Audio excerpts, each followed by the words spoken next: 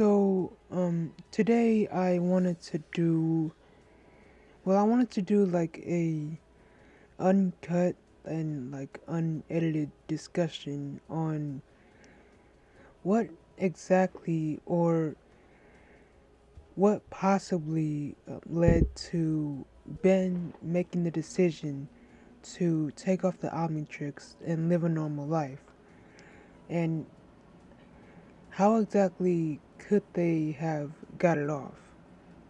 Um, This question has been asked very frequently over the years since episode 1 of Alien Force. I don't know if you can hear that phone ringing in the background, but I apologize. I'm just gonna ignore it. So, um, yeah, the question's been introduced. Well, when it was introduced, that was my cat. When it was introduced in the beginning of Alien Force, and it's still a mystery to this day on, you know, what other possibilities, like why would he take it off. So what I'm gonna do in this video is go over the different scenarios or possibilities that would lead to Ben deciding to remove the Omnitrix.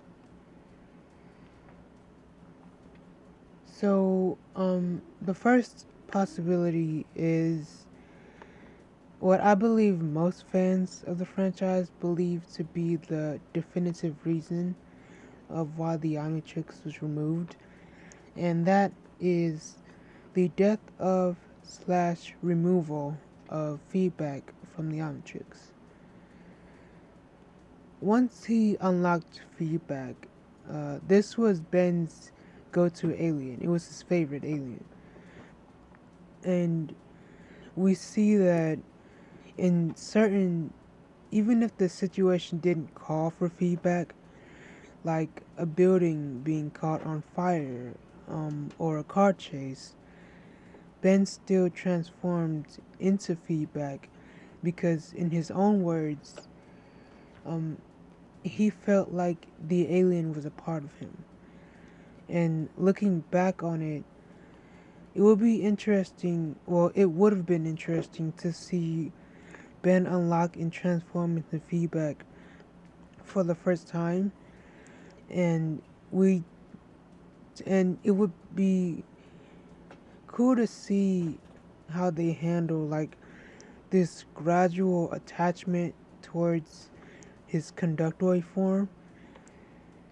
It was almost like an addiction for Ben, and I would have liked to know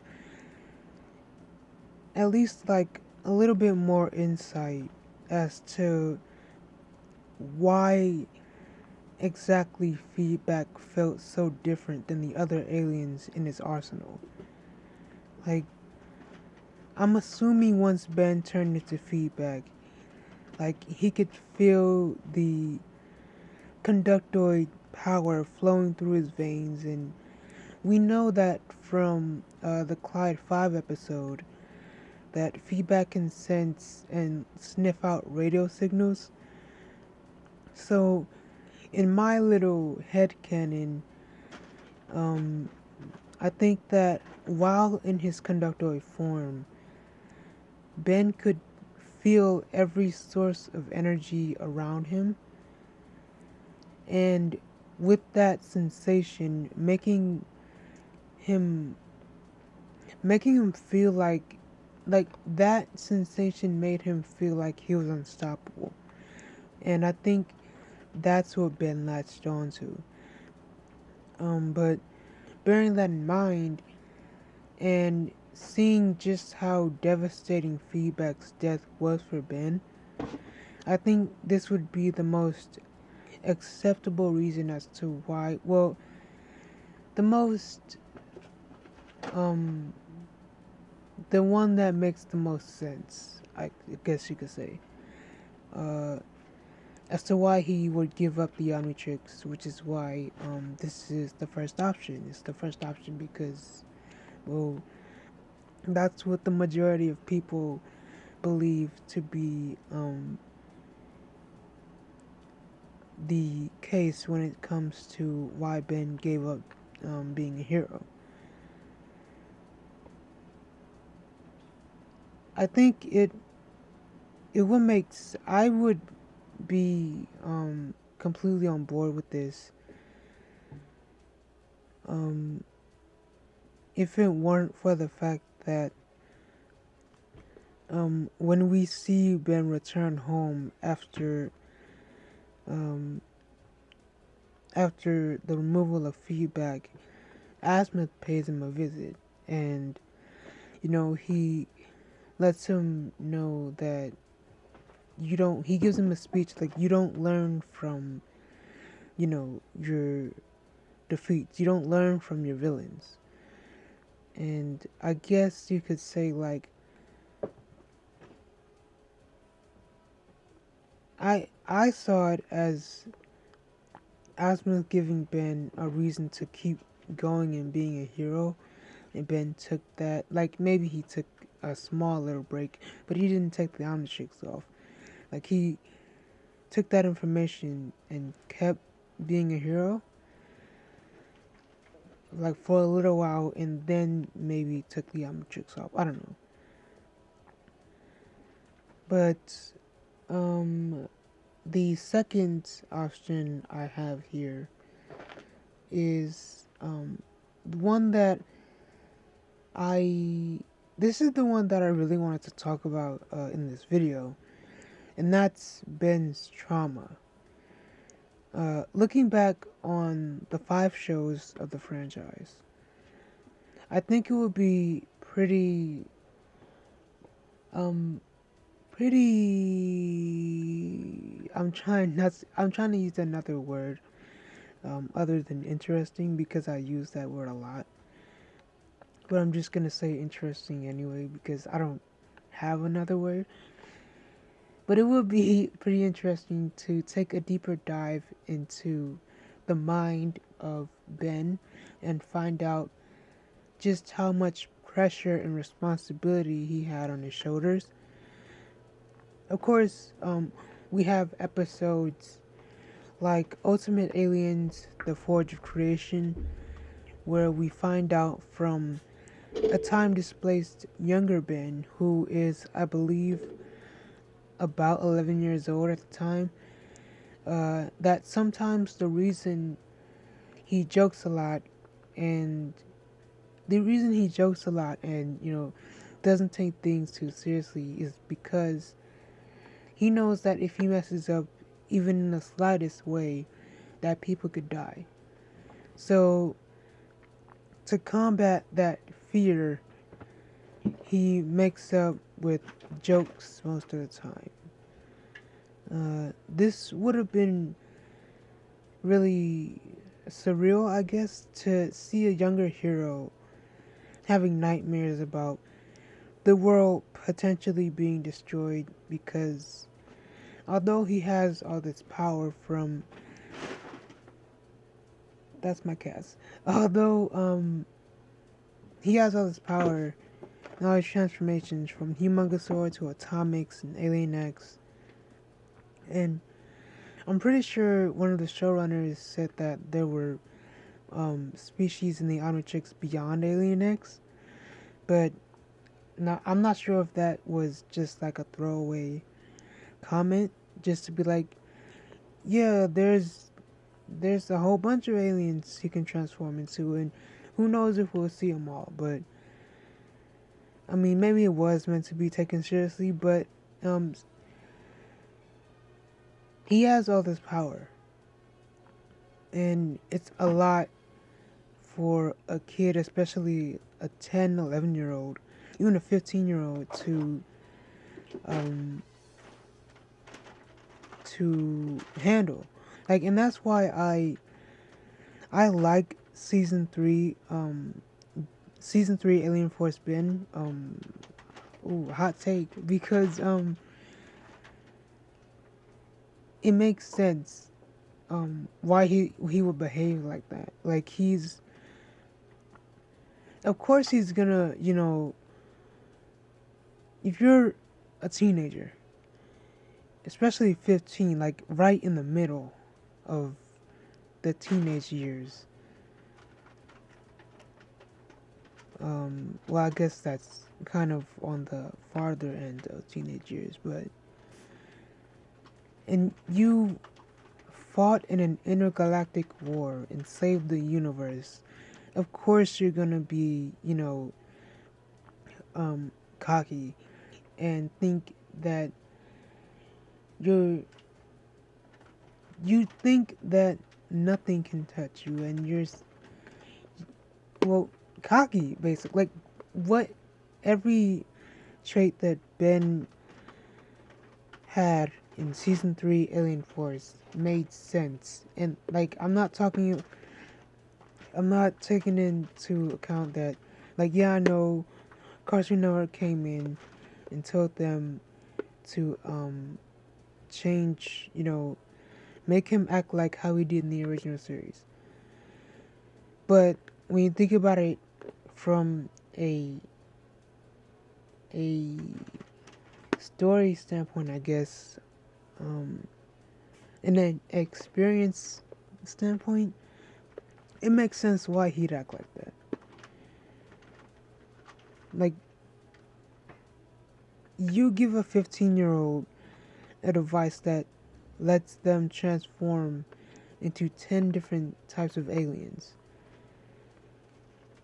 Regardless of how mature and serious season 1 and 2 Alien Force Ben was, they're not gonna act like that at all.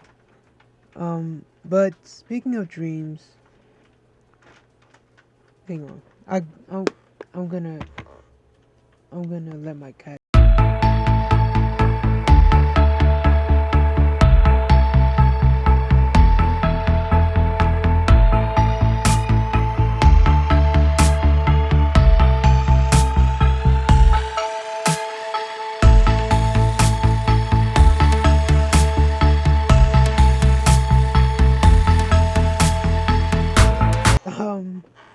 But speaking of dreams, we do get a comment from Ben, or I believe it was Plant Clone Ben, who had the memories of the real Ben, stating that he actually does wake up in the middle of the night, and because his mind is playing tricks on him, in the moment he sees a figure in the dark and believes that to be Vilgax. And it just like ends up being a jacket or something, like we've all waken up in the middle of the night and saw some, like, our mind playing tricks on him in a figure or something. Now, up to this point, of course, both the characters and ourselves didn't know this at the time, but Vilgax was thought to be dead. So you think that Ben...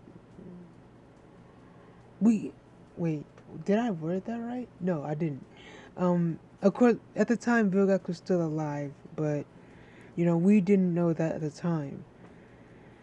So, with everyone thinking that he was dead, you think Ben would be relieved that the biggest enemy he'd ever faced was gone.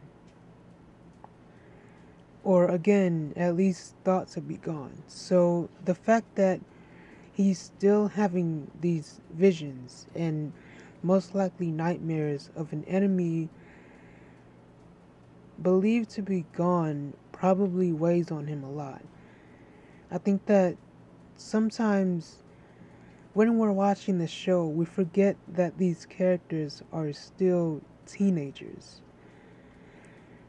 They're teenagers who fight again in intergalactic wars and travel through dimensions and time on an almost weekly basis when their brains and bodies aren't even developed yet. Something that's mentioned in the reboot is in the episode, I believe it's season 4. Um, in the episode, it's story time. When Ben is sitting down, in his own little world, while Grandpa and Gwen are like busy fighting Hex, um, Ben starts to just spill on a topic that I never thought they'd tackle in, at least, not in this version of the show, where it's played off for laughs, um, since Ben's talking to a bunch of mannequins, but he questions that maybe he really is full of himself, possibly due to him being afraid to show his true feelings. Also saying that with these aliens at his disposal, he's been hiding behind these identities. But all of this to say that we've seen and gotten little sprinkles of how all these experiences have sort of haunted Ben in one way or another, either from having a nightmare to even messing with his behavior to an extent. So, even though I am one of those fans who enjoys the idea that Ben gave up being a hero after malware took feedback away,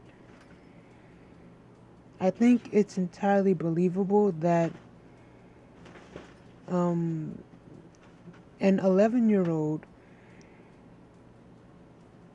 would think back to the time when he was captured by a giant squid alien who sent him visions. Oh my god. These cats are just running around. They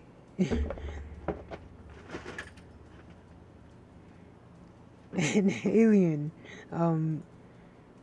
who sent him visions through his dreams and tried to take the Omnitrix and almost succeeded in Back with a Vengeance when the Omnitrix was forcefully and painfully removed from his person. So if someone from Man of Action or someone else, another showrunner from behind the scenes stated that, oh yeah, Ben took off the Omnitrix because he was really young at the time and all these different experiences started to get to him, I'd be pretty satisfied with that answer. Also, considering how much Ben loves being a hero and having the Omnitrix to the point where whenever it was removed or even when it was just timed out, he felt like a nobody, something traumatic would have had to happen for him to just give up the thing he saw as his defining factor. But that's just my little thoughts and on that topic. I just wanted to have a little discussion about it. It popped up in my head like yesterday or the other day, and I decided to make a video on it, just to put my thoughts out there. Of course, there's still the option of Ben just wanting a normal life.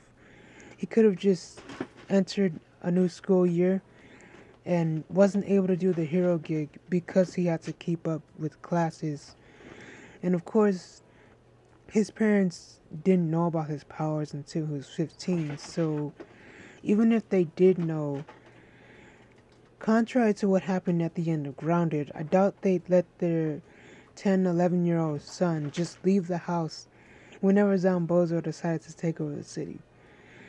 But then again, looking back on Alien vs. Grounded and the original series, Goodbye and Good Riddance, maybe they would be okay with it in the end. But yeah, let me know your thoughts or theories as to maybe why Ben could have taken off the Omnitrix, and I'll see you when I see you.